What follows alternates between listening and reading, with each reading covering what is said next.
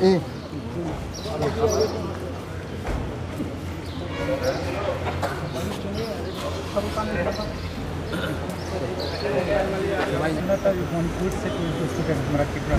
मणिपुर से मैंने अपने तरफ से ऑलमोस्ट 50 स्टूडेंट्स को फाइनेंस किया है अपने पॉकेट से कि वो आकर वो वापस त्रिपुरा लौट सके, क्योंकि मेरे ख़राब समय में बहुत त्रिपुरा मेरे संग खड़े थे।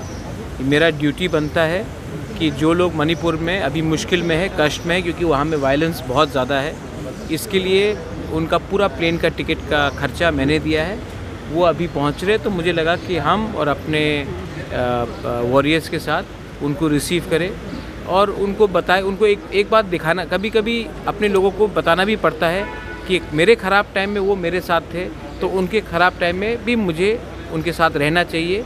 दिस इज़ माई ड्यूटी और मैं अपना ड्यूटी निभा रहा हूँ।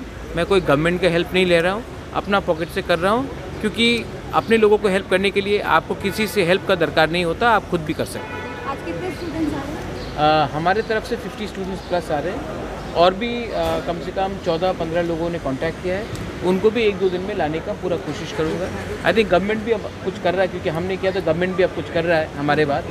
तो ठीक है, अगर हमने कुछ किया और गवर्नमेंट ने उसके बाद कुछ किया, तो हमने भी गवर्नमेंट को मोटिवेट किया है अपने लोगों को वापस लाने के लिए। और बाकी जो भी रहेंगे अगर वो कांटेक्ट करें तो? अगर उनको आना है तो मैं आने के लिए अपने तरफ से फुल करूँगा, क्योंकि कोरोना के टाइम भी मैंने हेल्प किया, इस बार भी मैं हेल्प करूँगा और ये मेरा ड्यूटी बनता है और मैं करूँगा। भगवान ने इतना क्षमता दिया है कि आप 50 क्या 100 स्टूडेंट को भी ला दे, 150 स्टूडेंट को भी ला दे, तो मैं क्यों नहीं करूँगा।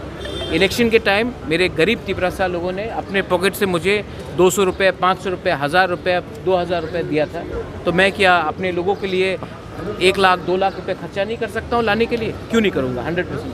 और मणिपुर में सर जो चल रहा है वहाँ पे एसटी होने के लिए जो मांग हो रहा है उसको आप कैसे समझते? मैतेईज भी हमारे ब्रदर्स एंड सिस्टर्स हैं, कुकीज़ भी हमारे ब्रदर्स एंड सिस्टर्स हैं। मैं उनको बोलूँगा कि आप एक दूसरे से फाइट ना करके अपने मैतेई मिनिस्टर से पूछे कि वो क्यों चुप बैठे हैं, अपने कुकी मिनिस्टर से पूछे कि क्यों चुप बैठे हैं।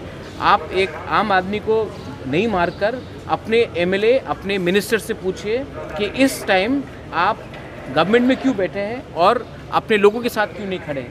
मैं सीएम ने जो स्टैंड लिया है आपको क्या लगता है वो सही है? सीएम ने जो भी स्टांस लिया है वो सीएम आपको ज़्यादा अच्छा एक्सप्लेन करेगा। मुझे लगता है कि इस समय हमें शांति चाहिए, नॉन वायलेंस चाहिए और एक दूसरे से बात करना चाहिए।